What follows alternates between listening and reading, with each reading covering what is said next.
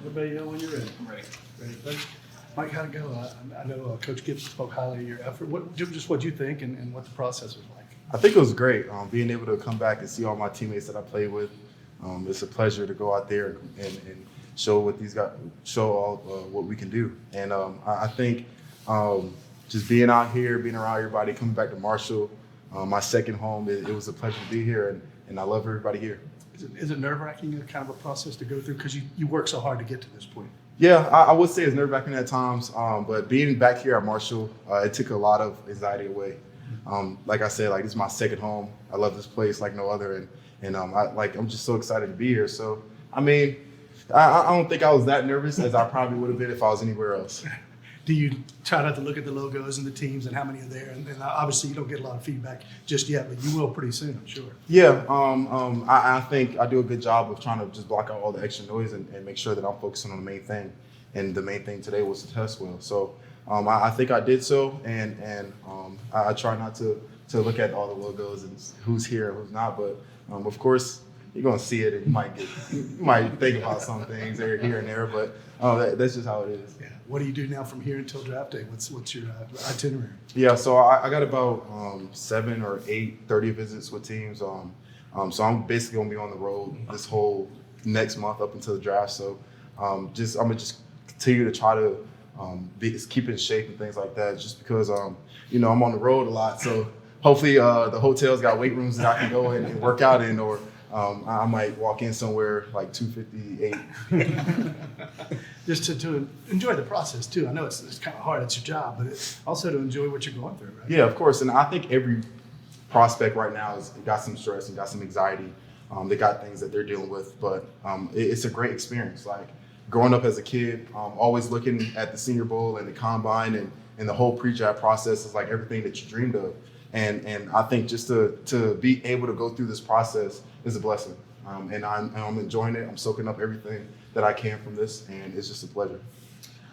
Mike, the last person to get drafted in the first round was Byron Leftwich. You're projected that. What does it mean to you to be able to perhaps make history like that and put Marshall on the map like that? Yeah, it means a lot because, Marshall gave me a lot of things, and I got a lot to give back to Marshall. And I say that proudly. I love this university. I just got it tattooed on me. So you can't say I don't love this place. But it's great. A lot of great football players walk through here. And I think the last time Marshall probably had a first round was like 2000.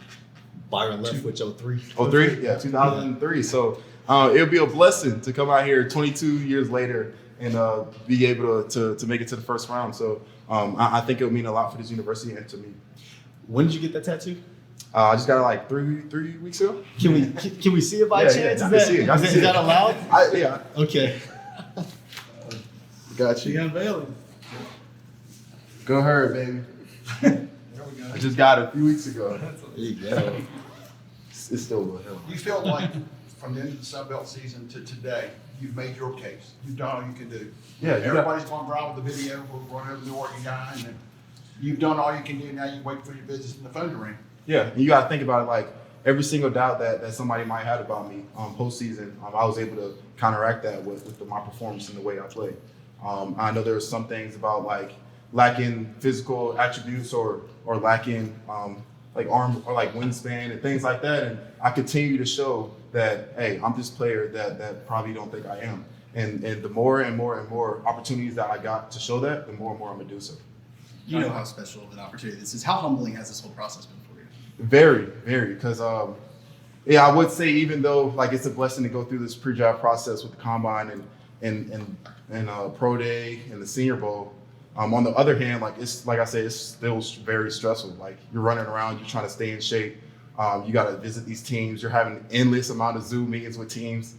You might meet with the head coach, then you got to meet with the position coach, then you got to meet with player personnel. So it's a continuous thing that they just got to go through. And I think I did a good job of focusing and keeping the main thing. And I think that just helped me to get to this point now. At the same time, when you came to Marshall, today was the goal.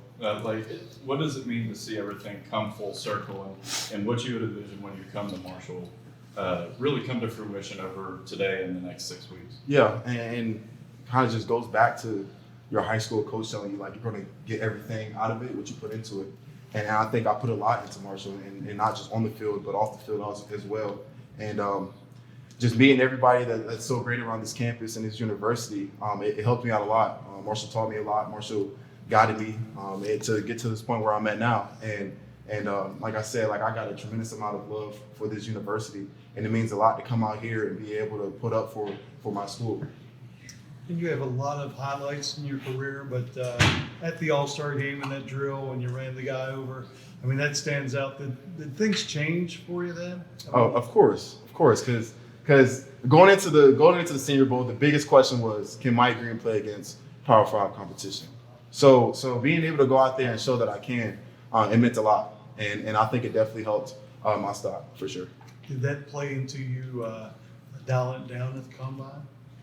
Repeat that one time. Did that play into you dialing down your participation at the combine at all? Did you feel like I've got plenty of tape from games and I did that? I mean, probably in some situations, yeah, but not in my situation. Okay. I was battling with some hammy problems that I'm still battling with to this day, and it's a little nagging a little bit when I like open up in my stride. So that's why I wanted to come out here today and do the short drills and the agility and all those things without having to actually opening up in my stride.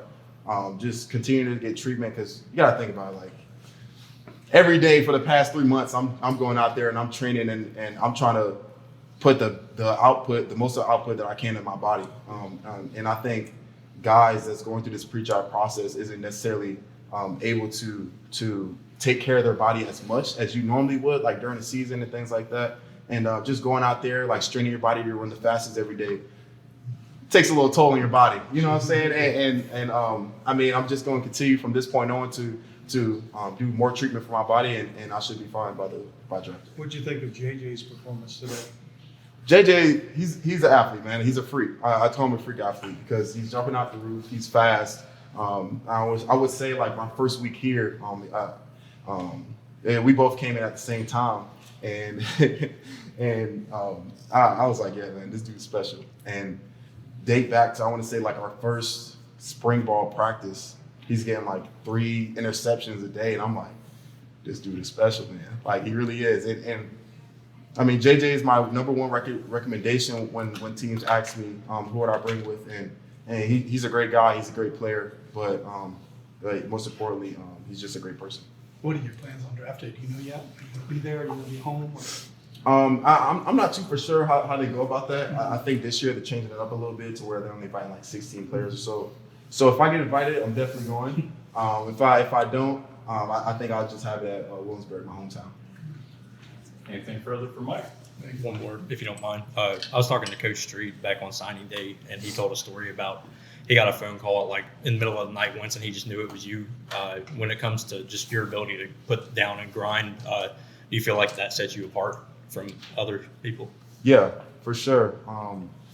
And I think that's probably my strong suit is my mindset and how I'm able to transition my mindset to something that I want on the field or off the field. A lot of guys can be like, all right, well, boom, like I think I'm gonna jump 40 inches, and then they don't necessarily put it into where it gets to. They don't put in the work to get to jump 40 inches. And I think that's kind of what's special about me is once I want something, once I have the mindset to get something, I'm gonna get it.